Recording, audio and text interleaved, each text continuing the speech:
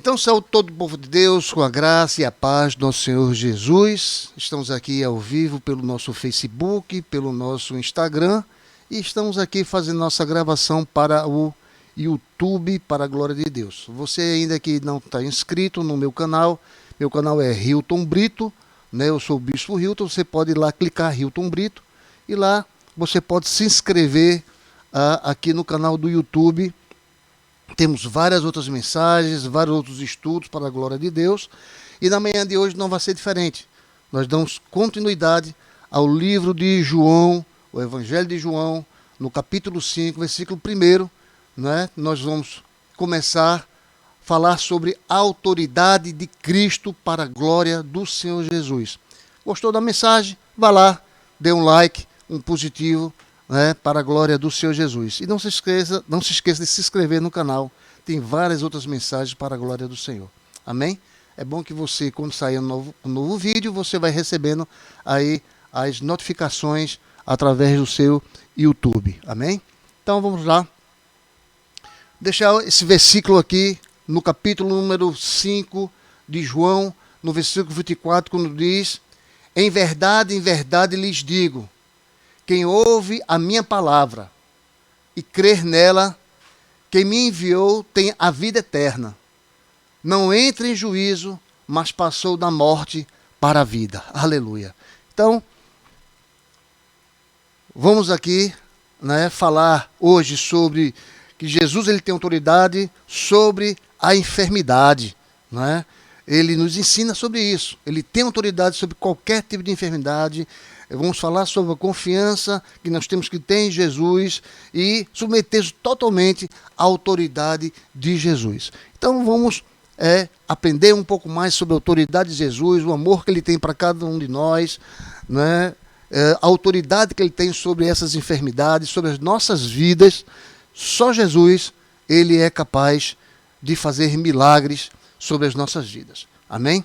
Então, vamos iniciar nossos estudos para a glória do Senhor Jesus. Amém? Nós vamos tratar, então, sobre momentos e formas em que a autoridade de Jesus ela foi testemunhada. Como ainda hoje a autoridade do Senhor Jesus ela é testemunhada. Eu tenho grandes testemunhos dentro dos hospitais, visitando os enfermos, levando consolo, né? Acabou de passar aqui um filme na minha mente, quando eu acabei de falar sobre isso aqui, sobre a autoridade de Jesus, como ela é testemunhada. Então já veio na minha mente aqui uma passagem dentro do hospital, que eu estava visitando o enfermo, né? E só a palavra, o nome Jesus, sarou aquela mulher que ela estava com um espírito maligno, né, sobre a vida dela, dominando ela. E foi engraçado que no dia, foi interessante, né, no dia que eu cheguei lá, e foi numa ala de pacientes com problemas mentais, né, e disseram: olha, não deixe essa irmã pegar na sua mão, porque ela não vai largar. Eu disse: pronto, aí é que eu gosto mesmo. Aí peguei na mão dela e segurei, né. E ela dizia muitas coisas feias para mim, e eu só dizia assim: Jesus te ama, Jesus te ama, Jesus está contigo, Jesus. Só o nome Jesus tem poder e autoridade, irmãos, para poder sarar toda e qualquer enfermidade. Só o nome Jesus, ele tira tudo que é de maligno que esteja ao nosso redor, e ele cura as nossas feridas, sara as nossas feridas, irmãos. Então Jesus, ele é prova viva na minha vida durante esses 20 anos de ministério, andando dentro dos hospitais, levando a palavra de Deus, levando o consolo do nosso Senhor Jesus, e eu vi muitos milagres da parte do Senhor, né? São inúmeros milagres, mas você quer ver o milagre de Jesus? Vá para o campo de missões, leve a palavra, que você vai ver maravilhas do Senhor Jesus Cristo. Amém? A autoridade dele é infinita, não tem medida, né? No momento que nós falamos de Jesus, a autoridade já está presente na nossa vida. E é imprescindível, né, nós examinar a maneira que ele se apresentou em ambientes específicos. Olhe, você quando vai no hospital, você vai numa unidade prisional, você vai numa favela, você vai em qualquer lugar de grandes dificuldades, o ambiente que especificamente Jesus lhe encaminhou, você vai entender como ele tinha autoridade, ele lhe dá autoridade para poder falar, né? E as pessoas são saradas, os demônios partem em retirada, porque Jesus tem poder, só o nome Jesus tem poder para a glória do Senhor. Amém? Então, como foi interpretado os seus contemporâneos, né? Aqui no capítulo que nós vamos ver, no capítulo 5 do Evangelho de João, ele é fundamental, os conceitos básicos que devemos aplicar em nossas relações de submissão à autoridade de Jesus. Então nós vamos entender e vamos aprender para a glória de Deus. Vamos ler nosso texto, o texto aqui do capítulo, no capítulo 5, nós teremos aqui 47 versículos nesse capítulo, para nós aprendermos juntos com o Senhor Jesus. Amém? Vai ser bom, vai ser maravilhoso, porque Jesus está conosco na manhã de hoje, para a glória do seu santo nome, irmãos. Coisa boa. Então vamos lá, ler aqui, João capítulo 5, começando pelo versículo 1, vamos ler até o versículo de número 15, para a glória de Deus. Se você tiver com sua Bíblia, abra sua Bíblia, tiver um caderno de anotação, deixe ele aberto, uma caneta e um lápis, para que você possa anotar os versículos, os capítulos, e você depois meditar na palavra do Senhor. Amém? Então vamos lá. Diz assim a palavra de Deus. Algum tempo depois, Jesus subiu a Jerusalém para uma festa dos judeus. Há em Jerusalém, perto da Porta das Oliveiras, um tanque que em aramaico é chamado Betesda, tendo 5 entradas em volta. Ali costumava ficar grande número de pessoas doentes e inválidas, cegos, mancos e paralíticos. E eles esperavam um movimento nas águas. De vez em quando descia um anjo do Senhor e agitava as águas. E o primeiro que entrasse no tanque, depois de agitar as águas, era curado de qualquer doença que tivesse. Um dos que estavam ali era paralítico, fazia 38 anos. Quando viu deitado, somente que ele vivia naquele estado durante tanto tempo, Jesus lhe perguntou: você quer ser curado? E disse o paralítico: Senhor, não tenho ninguém que me ajude a entrar no tanque quando a água é agitada. Enquanto estou tentando entrar, outros chegam antes de mim. Então Jesus lhe disse: levante-se, pegue a sua cama, a sua maca e ande. Levante-se, pegue a sua maca e ande. Imediatamente o homem ficou curado, pegou a maca e começou a andar. Isso aconteceu num sábado, e por essa razão os judeus disseram ao homem que havia sido curado: hoje é sábado, não lhe é permitido carregar a maca. Mas ele respondeu: o homem que me curou me disse: pegue a sua maca e ande. Então lhe perguntaram: quem é esse homem que lhe mandou pegar a maca e andar? E o homem que fora curado não tinha ideia de quem era ele, pois Jesus havia desaparecido no meio da multidão. Mais tarde, Jesus o encontrou no templo e lhe disse: olhe, você está curado. Não volte a pecar, para que algo pior não lhe aconteça. O homem foi contar aos judeus que fora Jesus que eu tinha curado. Aleluia, glórias a Deus. Veja como é importante quando nós lemos aqui, nesse versículo 14, nós temos que prestar muita atenção no que o Senhor Jesus está falando quando falou para esse paralítico que estava há 38 anos, né, tentando entrar nas águas para ser curado. Veja, o que é que diz? Mais tarde, Jesus o encontrou no templo e lhe disse: olhe, você está curado. Isso aqui já foi uma certeza de que Jesus disse: você está curado.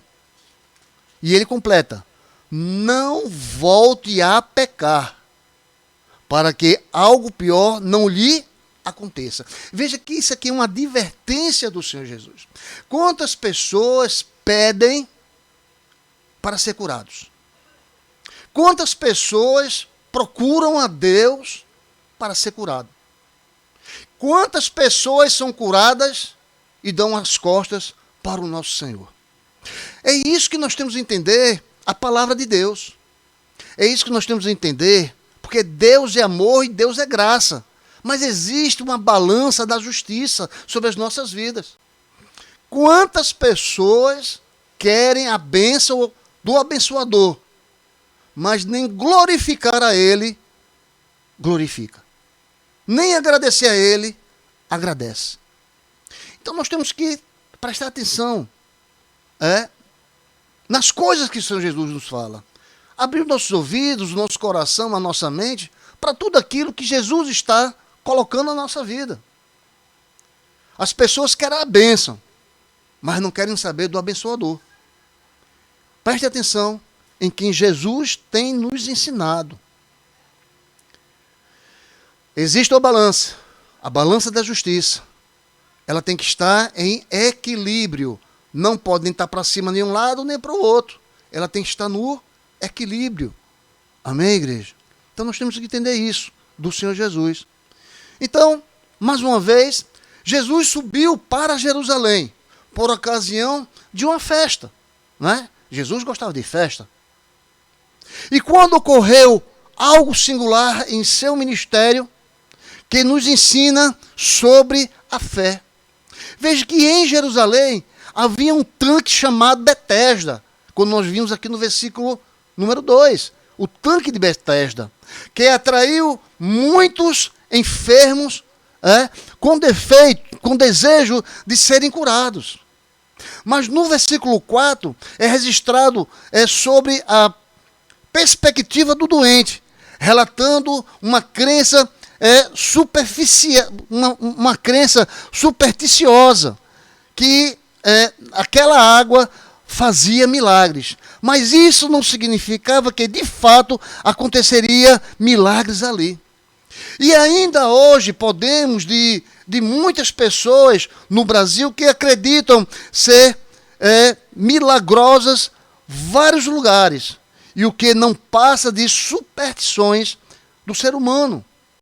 Porque, veja, a maioria das pessoas, eles acreditam naquilo que vê e naquilo que pega. Mas a fé em Jesus é algo que você acredita e crê nele e não é palpável. Isso é que é fé.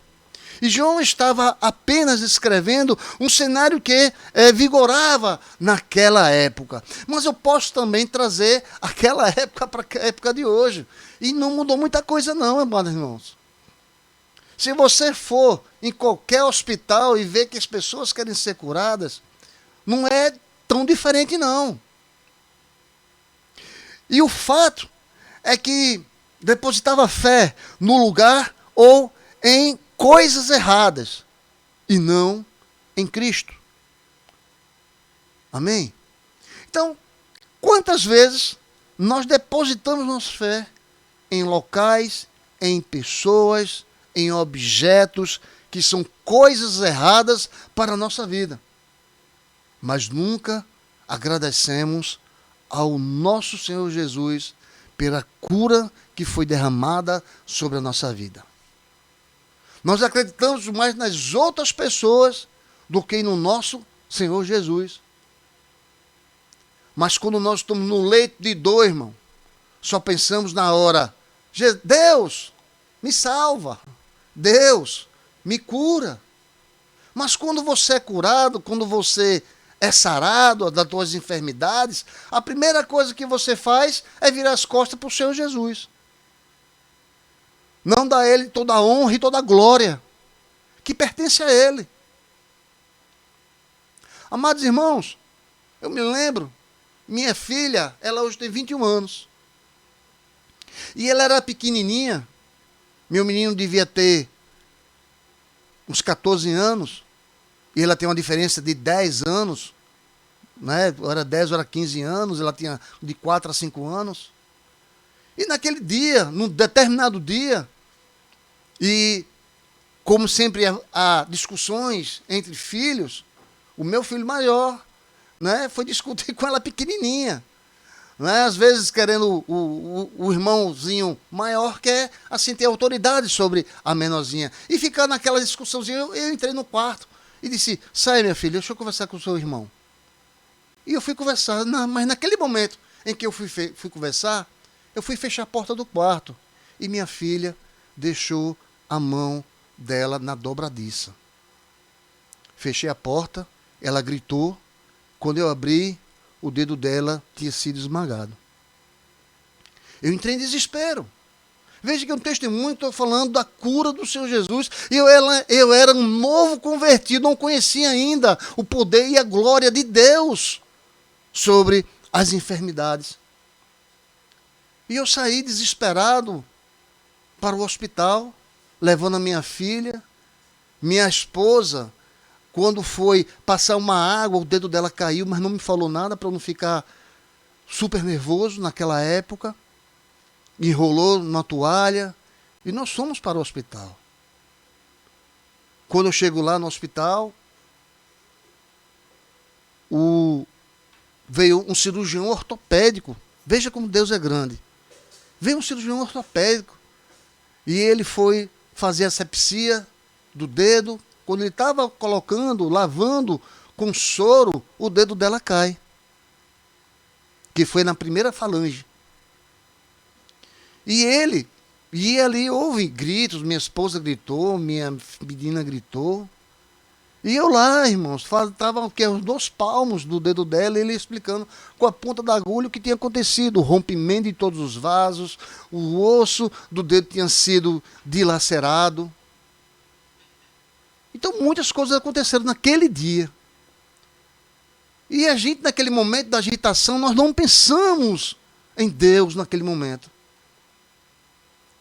E saímos do hospital, foi colocado uma paleta, não tinha nada muito o que fazer, foi colocar o dedo no lugar, deu 2 pontos, colocou uma paleta, enrolou o dedo. E eu desesperado, não sabia o que fazer, eu já pensando em besteira, em vender, e levar minha filha para tal lugar e não sei o quê. E não coloquei ainda, não tinha colocado a vida da minha filha no altar do Senhor. Foi quando liguei para um compadre, meu compadre disse, vá lá no Hospital de Mãos, procure o médico tal. E eu fui no Hospital de Mãos, eu disse, poxa, quanto vai ser essa consulta? Né? Na época eu ainda tinha um plano, e graças a Deus o hospital aceitou o plano. Era um plano básico, mas aceitou. Um médico nos atendeu, e naquele momento ali, irmãos, ele começou, perguntou como foi, eu falei para ele tudo que o médico me falou, que tinha sido esmagado, foi dilacerado os ossos e foi esmagado, foi rompido todos os vasos sanguíneos. E ele fez, não, vamos fazer o seguinte, vamos tirar aqui uma radiografia que eu quero observar como está o dedo da sua filha. Dá certo. E ele, ainda tem essa radiografia hoje, até hoje eu tenho essa radiografia, irmãos, para mostrar. Coloquei a mão dela aqui assim, botei a minha mão sobre a dela e saiu na radiografia minha mão e a mão dela. Levei para o médico levantou. E isso, antes de chegar no hospital de Mãos, em frente da Grande Baleia, que eu digo que é o hospital da restauração, né, a Grande Baleia do Nordeste. E quando eu cheguei assim na frente do hospital da restauração, eu disse, Senhor, minha filha é tua criatura, foi tu que formaste, criaste e colocaste aqui na terra. Foi a minha filha que tu me deste. Do fundo do meu coração, Senhor Deus, eu quero que ela seja curada, mas seja feita a tua vontade, Senhor. Que ela não venha perder o seu dedo, Pai. Foi justamente o dedo, esse dedo aqui, que eu não me lembro do nome do dedo, mas é o dedo onde você bota a aliança que você tem quando você se casa. E foi justamente essa falange aqui todinha que foi esmagada. Porque se houvesse uma gangrenação do dedo, teria que perder o dedo. E eu, orando a Deus, pedindo ao Senhor, naquele trajeto, veja, irmãos, eu era novo convertido, pedindo a Deus a cura do dedo da minha filha, mas que fosse feita a vontade do Senhor. Aí quando nós chegamos no hospital, vai feita a radiografia, o médico, ele levanta a radiografia e fez: ora, você não falou que os ossos tinham sido dilacerados? Sim, sim, foi esmagado, foi dilacerado, os vasos sanguíneos, todos rompidos. Né? E teria esse problema de haver a falta de irrigação do dedo, poderia acontecer de perder o dedo. E o médico disse: olha, levantou a radiografia, está vendo aqui? O osso nem foi atingido, aleluia. Irmão, você não sabe a alegria que eu senti naquele momento quando ele disse: o osso do dedo da sua filha nem atingido foi. E eu tenho radiografia para comprovar aquilo que ele falou. Você não sabe a alegria é de estar na presença do Senhor. Novo convertido, 20 anos atrás. E o Senhor me mostrava o seu poder e a sua glória. E nós estamos diante desse poder hoje. Porque o Senhor é Senhor das nossas vidas. E Ele faz milagre. E ainda hoje Ele faz milagre, irmãos. Minha filha tem 21 anos. Não existe cicatriz no osso. A única coisa que nós podemos observar é um pequeno sinalzinho que tem mostrando que houve ali um corte. Besteirinha. Que mal dá para ver direito. Mas eu lhe digo, Jesus, Ele faz milagre ainda hoje. E ainda hoje, nós sabemos que muitas pessoas no Brasil que acreditam ser milagrosos em vários lugares. E o que não passa de superstição. Então acredite no Senhor Jesus. Não acredite naquilo que falam, mas que o Senhor Jesus fala para você. Ele é que cura, Ele é que sara. Eu dei um testemunho aqui, irmãos, de uma pessoa minha filha. Sangue do meu sangue, carne da minha carne. Fora o que eu vi, milagres de Deus em muitas e muitas vidas.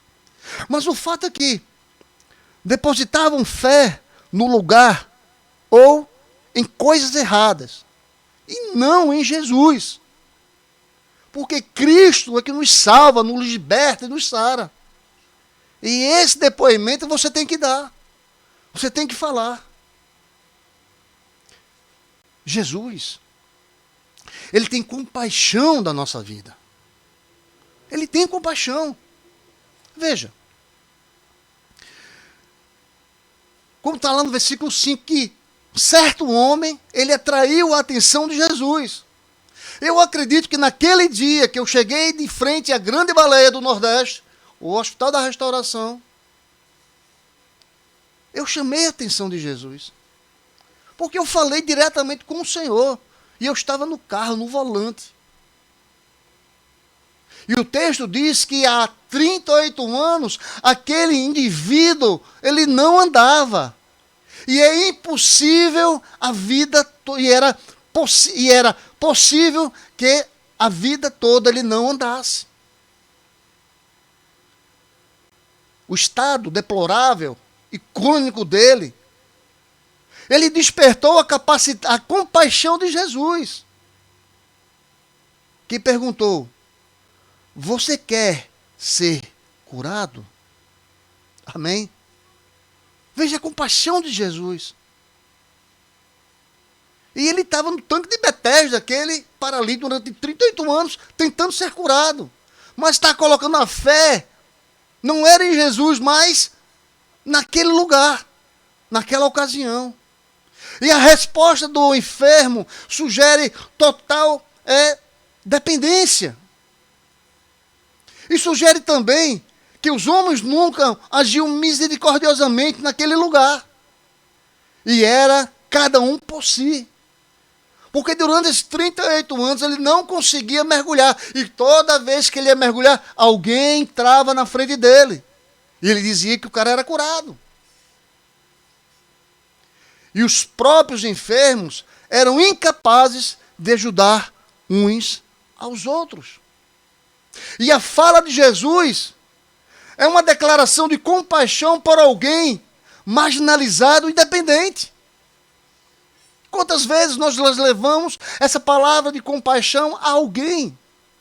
Dentro do hospital, num presídio, numa favela, numa rua, onde Deus lhe colocar. Porque Ele vai designar cada um para um determinado objetivo.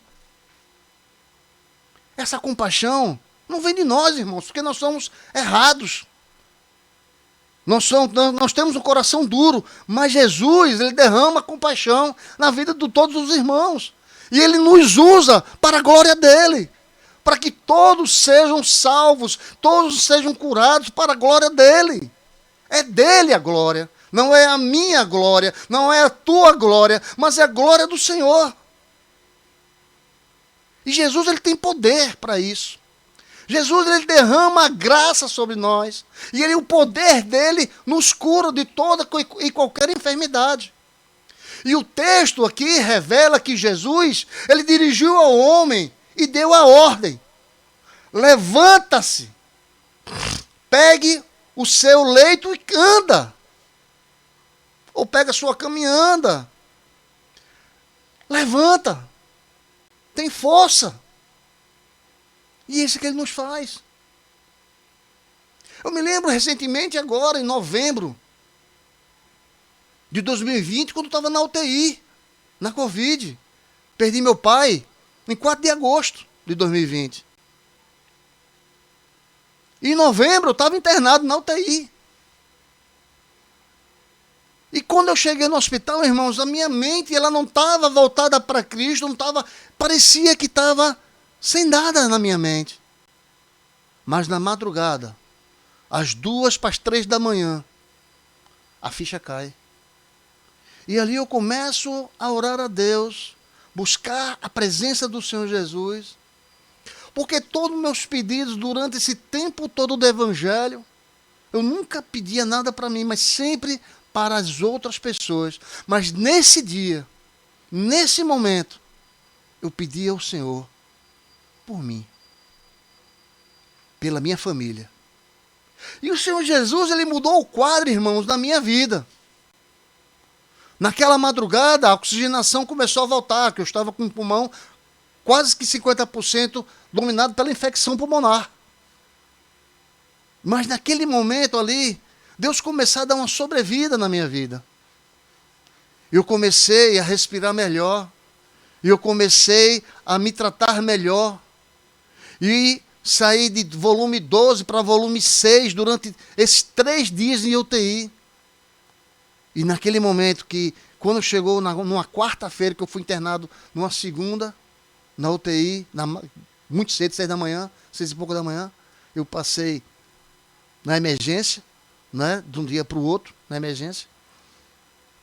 E naquela quarta-feira, eu fui transferido para a enfermaria com volume 6 de oxigênio. Com 3 dias depois, eu saí do hospital. Veja que Jesus, Ele escuta a nossa voz. Eu estava presente, Ele estava presente comigo naquele momento. E eu quero que você entenda que esses depoimentos que são dados é para a edificação da igreja, de vocês, igreja. Que vocês entendam que Ele tem poder sobre as nossas vidas. E veja que imediatamente o homem ele foi curado nessa passagem do capítulo 5 de João. E provou com a própria vida o poder de Jesus. E de novo observe que a demonstração do poder de Jesus, ele via algo maior. poder de Jesus, ele é sublime sobre as nossas vidas. Ele derrama seu amor e sua glória e a sua graça sobre cada um de nós. Mas infelizmente nesse mundo, nós temos opositores. Nós temos opositores contra o evangelho da salvação, contra o nosso Senhor Jesus. E esses opositores, ele bate tão forte que faz que a nossa fé caia. Mas lute contra isso. Lute pelo valor que Jesus tem dado na tua vida. Pela graça de Jesus sobre a tua vida. E Jesus, ele nos ama. Ele quer o melhor para mim e para você. Veja aqui que no versículo 9, o estopim da crítica dos religiosos, ele surgiu porque Jesus curou no sábado. Veja, porque ele curou no sábado, começaram a ver as intrigas, os opositores contra Jesus. E quantas vezes você sai ao sábado ou domingo, vai levar a palavra da salvação a toda criatura e há opositores porque você está lá. Quantas coisas têm acontecido que grandes diretorias de hospitais ou de têm proibido os evangélicos entrarem e trazer a semente da salvação à criatura que está lá naquele lugar. E nós somos repelidos e isso faz com que o nosso coração, ele murche diante do Senhor. Jesus é a nossa salvação. Sem ele não somos nada. Veja que declararam que a religiosidade é mais importante que um ato de compaixão. Porque naquele momento ninguém podia trabalhar ao sábado. Mas a compaixão de Jesus foi tão grande que para ele não houve nenhum problema de impedimento na vida daquele homem, que ele fosse curado. E diante da indagação, nós vemos que o paralítico, ele sequer sabia quem o curou, pois estava focado apenas na cura física, mas ele esqueceu também da cura espiritual. E os religiosos, então buscavam saber quem agiu contra a lei, mesmo sendo um ato de compaixão. E depois do segundo encontro com Jesus, o homem retribuiu a compaixão com traição. Conforme está no versículo 15. Que o homem foi contar aos judeus que fora Jesus que o tinha curado.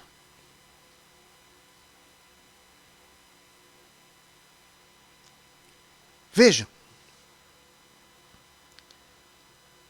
Jesus, ele é a nossa salvação. E ele nos salva. E ele nos cura. E ele nos liberta. Então o corpo havia sido curado. Mas o homem precisava ouvir algo muito mais importante. Jesus então lhe disse: olhe, você foi curado. Não peque, mas para que não lhe aconteça coisa pior. Veja que o discernir de tudo o que aconteceu neste episódio, ele é compreender que a salvação é mais importante que a cura física. Que a superstição, tanque e anjo, que supostamente curavam, e que a religiosidade, a guarda do sábado, não impede que a compaixão para a salvação ela seja demonstrada. Veja que muitas pessoas, em nossos dias, têm procurado algum tipo de cura em gurus, em rituais, em objetos, em elementos naturais. E essas pessoas não são capazes de enxergar que o único que tem autoridade absoluta sobre o corpo e o espírito é o Senhor Jesus Cristo. Então, Eu te pergunto na manhã de hoje, como você pode abordá-las com o evangelho da salvação? Como você pode abordar as pessoas necessitadas com o evangelho da salvação? Como você pode fazer? Amém? Vejamos aqui, no versículo 16, a vida, como ela é feita por meio de Jesus, pelo Filho de Deus. Leiamos, versículo 16 até o versículo número 30, que diz assim a palavra do Senhor. Então os judeus passaram a perseguir Jesus, porque ele estava trazendo coisas no sábado. Veja aqui, nós falamos que o paralítico, quando ele revelou quem o curou, houve uma traição, porque no sábado era proibido, e Jesus começou a ser perseguido, e ele sabia. O paralítico sabia que no sábado não poderia ter um trabalho. Mas Jesus não ligou para isso, ele teve compaixão e curou no sábado. Não é? Veja, então, versículo 16 diz: então os judeus passaram a perseguir Jesus porque ele estava fazendo coisas no sábado. E disse-lhes Jesus: meu pai continua trabalhando até hoje, e eu também estou trabalhando. Por essa razão, os judeus, mais ainda, queriam matá-lo, pois não somente estavam violando o sábado, mas também estavam dizendo que Deus era o seu próprio Pai, igualando-se a Deus. Versículo 19. Então Jesus lhes deu essa resposta: eu lhes digo verdadeiramente que o filho não pode fazer nada de si mesmo, só pode fazer o que vê o Pai fazer, porque o Pai faz, o Filho também faz. Eita, glória a Deus. Aleluia. Pois o Pai ama ao Filho e lhe mostra tudo o que faz. Sim, para a administração de vocês, ele lhes mostrará obras ainda maiores do que estas. Pois, da mesma forma que o Pai ressuscita os mortos e lhes dá vida, o Filho também dá vida a quem ele quer. Aleluia. Além disso, o Pai a ninguém julga, mas confiou todo o julgamento ao Filho, para que todos honrem o Filho como honra o Pai. E aquele não honra o Filho, também não honra o Pai que o enviou. Aleluia. Então honrem a Jesus. Eu lhe asseguro, quem ouve a minha palavra e crê naquele que me enviou, tem a vida eterna e não será condenado, mas já passou da morte para a vida. E eu lhes afirmo que está chegando a hora, e já chegou, em que os mortos ouvirão a voz do Filho de Deus, e aqueles que ouvirem viverão. Pois, da mesma forma como o Pai tem vida em si mesmo, ele concedeu ao Filho ter vida em si mesmo. E deu-lhe autoridade para julgar, porque é filho do homem. Então não fiquem admirados com isto, pois está chegando a hora em que todos os que estiverem nos túmulos ouvirão a sua voz e sairão. E os que fizerem o bem ressuscitarão para a vida, e os que fizeram o mal ressuscitarão para serem condenados. Por mim mesmo, nada posso fazer. Eu julgo apenas conforme ouço. E o meu julgamento é justo, pois não procuro agradar a mim mesmo, mas aquele que me enviou. Então veja, Jesus ele procura agradar ao próprio Deus. Amém? E por que nós não seguimos as orientações do nosso Senhor Jesus? Porque nós temos que agradar não é a nós, não é o seu colega, não é na sua casa, não é a sua família, mas é a Deus. Então, agradar ao Senhor. Ele é o Criador do céu e da terra. Foi Ele que nos criou, foi Ele que nos formou. É Deus. Então, nós temos que agradecer a Ele. Então, veja. Na ocasião da cura do paralítico, Jesus declarou que o trabalho celestial ele não podia ser interrompido ou impedido. E o resultado da afirmação de Jesus gerou ainda mais reboliço, pois agora eles queriam matá-lo. E eram dois os motivos para a oposição. Primeiro, Jesus teria violado o sábado. Segundo, Jesus afirmava ser Deus. E nesse cenário, Jesus declarou um fantástico discurso na sua divindade, autoridade e unidade com o Pai. Veja que nos versículos 19 a 20, eles declaram que as obras do Pai e do Filho estão em comum acordo. E são essencialmente a mesma coisa. E a unidade do Filho e do Pai demonstra que a autoridade de Jesus convém dos desígnios eternos do Pai. E isso significa que, sendo Jesus o próprio Deus, a sua autoridade tem origem em si mesmo. E noutra ocasião, Jesus declarou: eu e o Pai somos um. Aleluia. Jesus e Deus são um. E Jesus mostra a sua divindade. Como parte da obra de Jesus, João, ele aponta a ressurreição lá no versículo 21. E os judeus criam que somente Deus podia ressuscitar. E estavam certos disso. E o problema é que não compreenderam que Jesus, ele é Deus.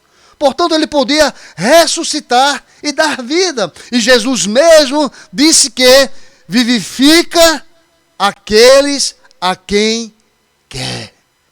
Vivifica aqueles a quem quer. Porque a vontade é do Pai. A vontade é dele.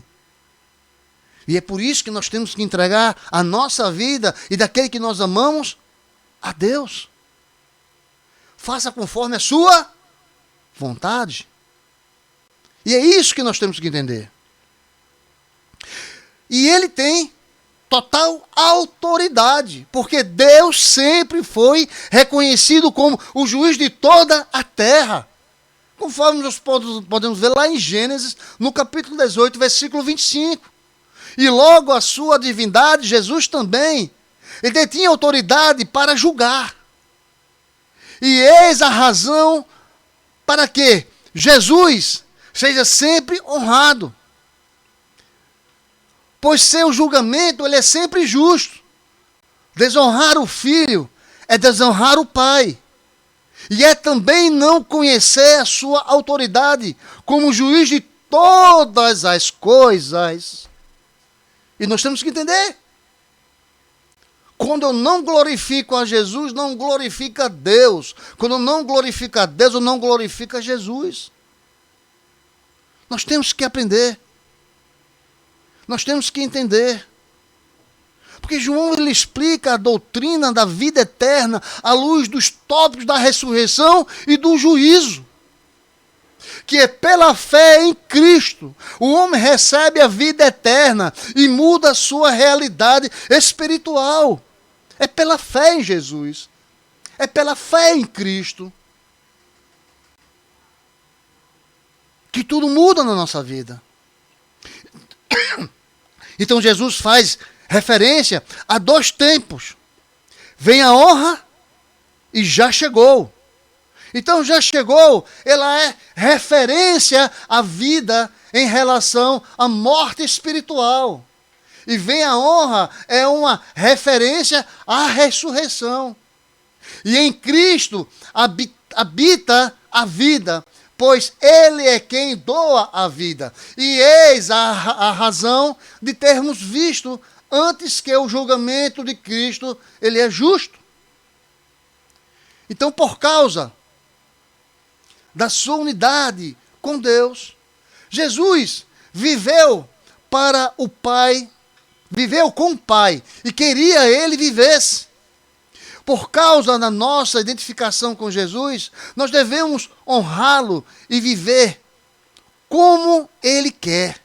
E as questões, o que Jesus faria e o que Jesus gostaria que eu fizesse, ajudando-nos a viver desse modo, do momento que Jesus ele nos ordena. Do jeito que Jesus, ele nos mostra, do jeito que ele quer que nós façamos, conforme a sua vontade. Mas Jesus, ele testifica a sua autoridade. Há um testemunho acerca de Jesus, que nós podemos ver aqui entre o versículo 31 e o versículo 47, aqui no Evangelho de João. Veja o que diz no versículo 31 até o 47. Se testifico acerca de mim mesmo, o meu testemunho não é válido. Há outro que testemunham em meu favor. E sei que o seu testemunho, a meu respeito, é válido. O testemunho que eu lhe dei, que eu falei, da cura, que o Senhor Jesus fez na vida da minha filha e na minha vida. É um testemunho. E esse testemunho é válido. Porque Jesus está dizendo. Se ele testificar dele, não é válido, mas quando eu testifico o que ele fez, é válido. Há outro que testemunha em meu favor. E sei que o seu testemunho, a meu respeito, é válido. E ele diz dele próprio, e se testifico acerca de mim mesmo, o meu testemunho não é válido. Aleluia. Então vocês enviaram representantes a João, e ele testemunhou a verdade. Porque veja, muitas pessoas testemunham dizendo que ele fez coisas que ele fez, e não tem validade, porque quem cura, quem salva, quem liberta é Jesus. Então toda a honra e toda a glória é para o Senhor Jesus. E as pessoas começam a confundir, porque o meu testemunho não foi eu que fiz, mas foi o Senhor Jesus que fez. Deus estava presente na minha vida naquele momento, como Ele está presente na tua vida neste momento. Então vocês, versículo 33, então vocês enviaram representantes a João, e ele testemunhou da verdade. Não que eu busque testemunho humano, mas menciono isso para que vocês sejam salvos. E João era uma cadeia que queimava e irradiava luz. E durante certo tempo vocês quiseram alegrar-se com a sua luz. E eu tenho um testemunho maior que o de João. A própria obra que o Pai me deu para concluir e que estou realizando, testemunho que o Pai me enviou. E o Pai que me enviou, Ele mesmo testemunhou a meu respeito. E vocês nunca ouviram a sua voz, nem viram a sua forma, nem a sua palavra habita em vocês, pois não creem naquele que Ele enviou. E vocês estudam cuidadosamente as Escrituras, porque pensam que nelas vocês têm a vida eterna. E são as Escrituras que testemunham a meu respeito. Contudo, vocês não querem vir a mim para terem vida. Aleluia. Eu não aceito glória dos homens, mas conheço vocês. Sei que vocês não têm amor de Deus. Eu vim em nome do meu Pai. E vocês não lhe aceitaram. Mas, se outro vier em seu próprio nome, vocês o aceitarão. Como vocês podem crer se aceitam glória uns dos outros, mas não procuram uma glória que vem de Deus único? Contudo, não pensem que eu os acusarei perante o Pai. Quem os acusa é Moisés, e quem estão as suas esperanças. Então, se vocês crescem em Moisés, creriam em mim, pois ele escreveu a meu respeito. E visto, porém, que não creem no que ele escreveu, para crerem no que eu digo. Aleluia. Glórias a Deus.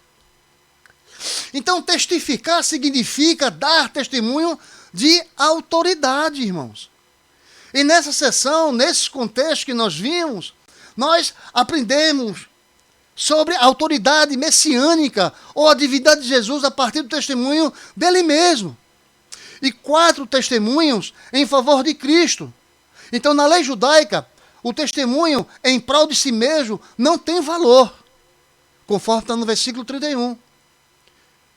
Repito, na lei judaica, o testemunho em prol de si mesmo, ele não tem valor, conforme está no versículo 31. Então, por essa razão, Jesus se vale de outros testemunhos acerca de si mesmo. João Batista, no versículo 32 a 35, diz que Jesus chamou a atenção para outro testemunho, que segundo a lei judaica, podia ser válida. E ele falava a respeito de João Batista. Percebam que Jesus, ele não precisava de homens provassem a sua messianidade. Entretanto, usou o recurso dos testemunhos humanos para alcançar o coração do próprio homem.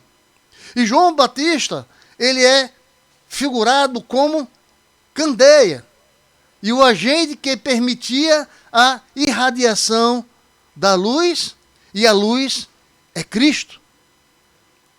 E as obras de Cristo nós já observamos também. E pelas declarações anteriores que as obras de Cristo exemplificavam a sua autoridade e provava a sua divindade. E ele trouxe a memória de seus ouvintes, o que já fora dito, e explicou que essa obra do Pai, realizadas pelo Filho, são maiores que o testemunho de João. E se o testemunho de João Batista e as obras realizadas não eram suficientes à declaração de Cristo, agora aponta para Deus como testemunha. Então, Deus Pai. E o problema é que, da perspectiva humana, é impossível provar Deus como testemunha, pois não pode ser ouvido ou visto. Então, por isso, Jesus, ele aponta para as Escrituras como fundamento do testemunho de Deus sobre a messianidade dele. E é aí que nós começamos a compreender. Porque nós temos que ler, estudar, meditar na palavra de Deus. Porque é a única forma que nós temos de entender o nosso Pai, Deus, Criador do céu e da terra. E através do seu Filho Jesus, nós entendemos o seu poder e a sua glória. E aqui nas Escrituras Sagradas, Jesus declarou a distância espiritual dos religiosos. E eles conheciam as letras do texto, mas não conheciam o Deus do texto. Oh, aleluia! Quantas pessoas dizem que conhecem esta palavra, que já leu a Bíblia, mas não conhecem ao Deus que está nela. Não conhece a Jesus que está nela. A Bíblia trata de Cristo. Ela fala de Cristo. ela proclama Cristo. Mas eles não enxergaram. E muitos ainda, nos dias de hoje, não enxergam Jesus Cristo através das suas escrituras sagradas. Cristo está na Bíblia. E as palavras de Jesus apontavam para o fato de que Deus havia testemunhado acerca da sua messianicidade por meio das próprias Escrituras. Nós temos que entender isso, irmãos, e aprender. Existem impedimentos à fé em Cristo, e nós temos que tirar isso da nossa vida. Esse impedimento que nós temos que ter fé em Cristo. Veja esses 4 pontos que nós vamos aqui ler e vamos estudar juntos. Quando nós vemos aqui no versículo 41 a 42, nós vemos aqui uma divergência sobre o amor de Deus. Veja que a ideia que Jesus ele estava concentrado em cumprir a sua missão. E qual a tua missão que Deus assim te encaminhou? Você tem cumprido a missão que Deus te enviou? Porque Jesus cumpriu. E você tem cumprido? Então parte da sua missão era revelar o coração corrompido do homem. Por isso ele disse: conheço vocês. Sei que vocês não têm amor de Deus. Veja a advertência que Deus tem falado para cada um de nós. Conheço vocês. Veja, ele conhece a profundidade de cada um de nós. E sei que vocês não têm o amor de Deus. Qual é o amor de Deus? O amor ao teu próximo.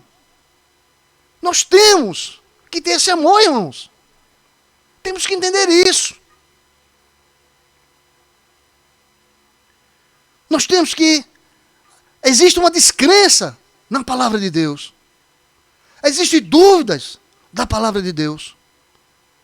Existem interrogações na palavra de Deus. E os homens preferem os mitos e as fantasias do homem à palavra verdadeira de Deus. Deus é o Criador de todo o universo. Deus é o Criador de todas as coisas. O que nós podemos observar, ver, pegar, Deus assim o fez.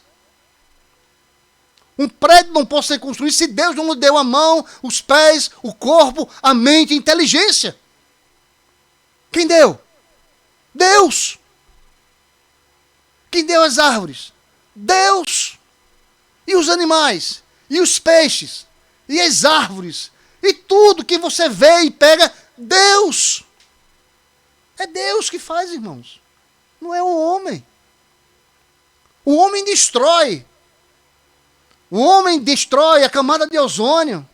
O homem queima, o homem mata. Mas Deus constrói tudo, irmãos. Para que nós possamos viver e sobreviver nessa terra. E muitos ainda desprezam a glória de Deus. Veja como está no versículo 44. Muitos desprezam a glória de Deus. E os homens querem aplausos e plateias em vez de apontarem para Cristo. Ô irmãos, o que mais tem nas igrejas? Holofote. Está lá no altar. Quer ser o maior pregador do mundo. Ei, Jesus não veio aqui para pregar. Ele veio para ensinar. Aprenda com Jesus. Aprenda com Deus. Ele veio à terra para que pessoas fossem salvas para a glória dele, para a eternidade, para que fossem salvos para a glória do Senhor. Eu não fui chamado para ser um grande pregador. Eu fui chamado para acolher vidas para a glória dele. E é isso que nós temos que entender e compreender de Deus. E muitos têm desprezado isso. Muitos querem só estar na igreja por causa dos louvores, por causa da amizade, da alegria. Não, nós estamos na igreja para adorar a Deus, para aprender com Deus, para ter discernimento com Deus, ter inteligência com Deus. E Deus vai nos ensinando, irmãos. É por isso que nós vamos para a igreja. Vamos para o templo, porque a igreja somos nós. Nós somos a igreja de Cristo. Nós vamos para o templo para adorar a Deus. E lá, pela misericórdia do Senhor, Ele derrama a sua graça através de uma mensagem. Ele escolhe um homem, uma mulher, que traz uma mensagem abençoada para a glória dEle. Para que venha nos edificar, venha nos ensinar, venha chamar a nossa atenção. Por isso, nós temos que estar juntos da comunidade cristã. Nós não podemos nos afastar da presença do altar do Senhor. E as pessoas não entendem, eu já conheço Deus, eu vou ficar em casa o tempo todo, e lá eu vou orar. Não vai orar não, porque tua fé vai baixar. Tu vai murchar. A brasa ela vai se tornar cinza, irmãos. Tem que estar no altar do Senhor, é no fogo do Deus. É no fogo, irmãos, que nós temos fé e força quando nós estamos aprendendo a palavra de Deus lá na igreja, junto com os irmãos. A palavra do Senhor diz que quando um cai, o outro vai e levanta, ajuda. E precisamos dessa ajuda dos irmãos da igreja. Os irmãos que estão lá no templo do Senhor. Eu quero que vocês compreendam como é importante estamos numa comunidade cristã. Principalmente no mundo de hoje. Com tantas diversidades, adversidades sobre as nossas vidas. Conhecer mais a Cristo. E há diferenças na interpretação bíblica. Nós temos que entender as interpretações, aquilo que Deus tem nos ensinado. A exegese, a homilética, saber o que Deus tem feito na nossa vida. O que Deus tem nos ensinado. Veja que os religiosos, eles só usavam e defendiam os textos que lhe agradavam. Irmãos, quantas vezes nós vamos no culto e o pregador tem que falar aquilo que agrade ao coração daquele ouvinte que está lá na igreja. Não, nós temos que falar o que Deus quer. Doa quem doer. Nós precisamos ser a boca de Deus, alerta de Deus. Você não vai ouvir aquilo que você quer, mas aquilo que você precisa ouvir de Deus. Entendam isso. Eu quero que vocês compreendam que a voz de Deus é para que você seja edificado na sua palavra, na sua justiça. Para que você não erre, para que você não peque, para que você não vá para o inferno. É por isso que nós temos que ouvir a voz de Deus, entender as Escrituras Sagradas. Então toda a Escritura aponta para Cristo, de algum modo, todas as Escrituras Sagradas. E a questão não era o texto, mas como o texto, ele era interpretado. Ore a Deus. Senhor, dá-me o dom de interpretação das tuas palavras, das Escrituras Sagradas. Abre na minha mente o discernimento das tuas Escrituras. Fala a Deus ao meu coração e dá esse entendimento da tua palavra. É isso que nós precisamos buscar de Deus para entendermos o que Ele quer com cada um de nós. Abre os olhos, irmãos. Deixa Deus falar na tua vida, na tua casa, na tua família. Porque Deus é Deus. E assim Ele vai fazer. Conforme a sua vontade, conforme o seu desejo. Como é bom nós estarmos numa EBD, numa escola bíblica. Porque nós entendemos, aprendemos a voz de Deus. As doutrinas de Deus. A EBD é um grande ministério sobre a tua vida. A escola bíblica dominical, ela nos ensina, irmãos, profundamente as verdades de Deus para a nossa vida. O que nós precisamos. É por isso que nós estamos hoje em EBD na sua casa, para que você entenda e aprenda com Deus a sua vontade.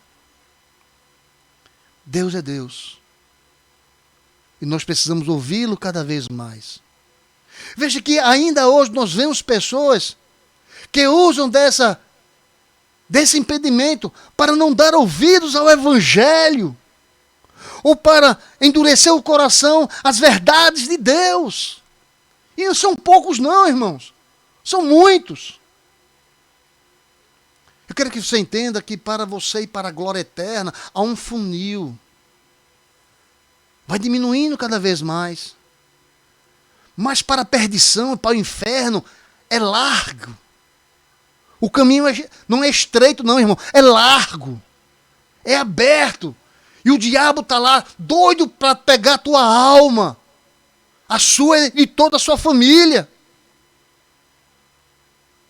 Então nós temos que nos aprofundar na palavra do Senhor.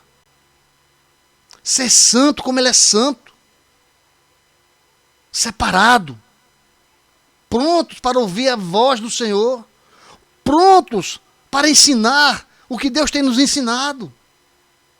Nós somos chamados por Deus para que as suas bênçãos sejam derramadas sobre outras vidas. Mas para concluir a mensagem de hoje,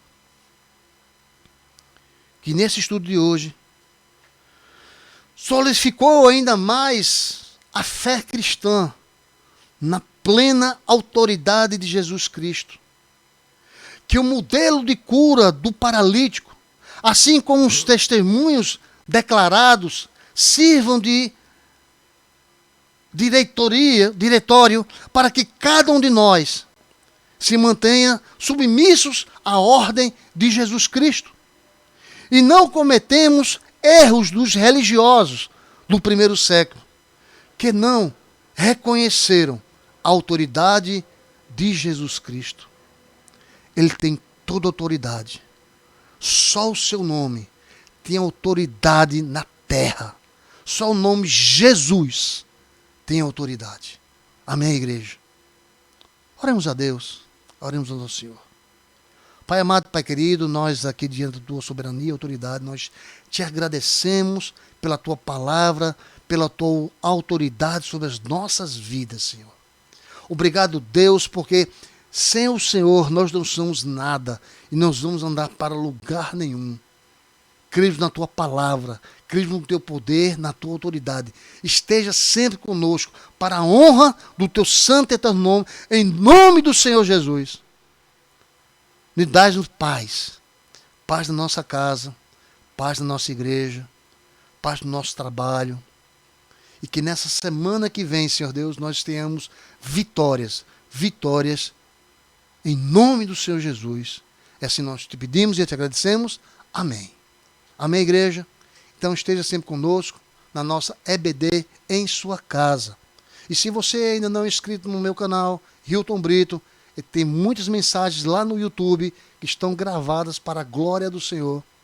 E se você não está inscrito, vá lá agora, Hilton Brito, se inscreva no canal, veja as mensagens e dê um like, dê um positivo, um ok, para a glória do Senhor Jesus. Amém? Que Deus abençoe. Até o próximo domingo, se Deus quiser. E a vitória é nossa, em nome de Jesus. Amém? Então, esteja com Deus, esteja com Jesus durante toda a semana, em nome do Senhor Jesus, e nós te agradecemos, Deus, por tudo. Amém.